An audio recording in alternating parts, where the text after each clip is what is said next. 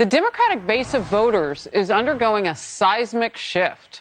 A New York Times Siena College poll shows Democrats with a 19-point advantage among white college graduates.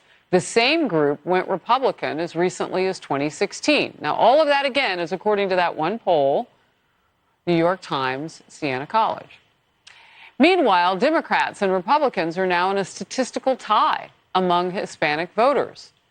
A group Democrats won by nearly 50 points in the 2018 midterms.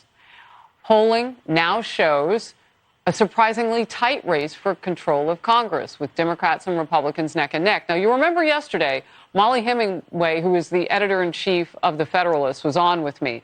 She doesn't like this poll because she doesn't think that there could possibly be this closeness. She thinks that Republicans, based on a lot of other polling that she's seen, are bigger in their category, and that Democrats are losing mightily.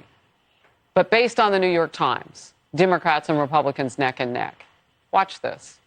Nobody actually believes that Democrats have an advantage. What we all know is that Democrats are facing horrific losses. Nobody thinks they're going to have a 1% advantage in the November elections. And if you do, you should get out of political punditry, probably. Well, there she is. She said it. Charlie Hurt is opinion editor at The Washington Times and a Fox News contributor. David Carlucci is a former Democratic New York State senator. Great to see you both. Charlie, I'll start with you and your reaction. Great to see you.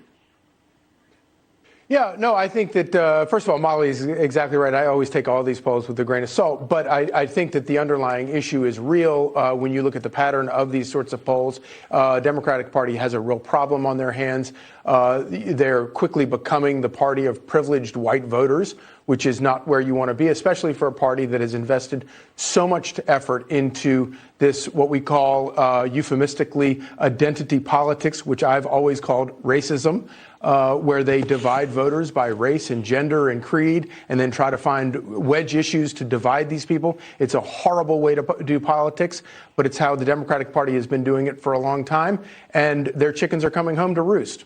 The complicated nature of what you just said is where we got to this week with human beings being called tacos.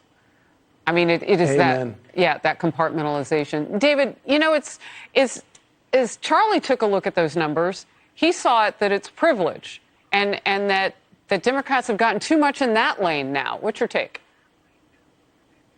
Well, I think this polling shows us that as bad as things look for Democrats, it's even worse for Republicans. The fact that you have a poll showing it's this tight when we know historically the sitting president's party always does bad in the midterms.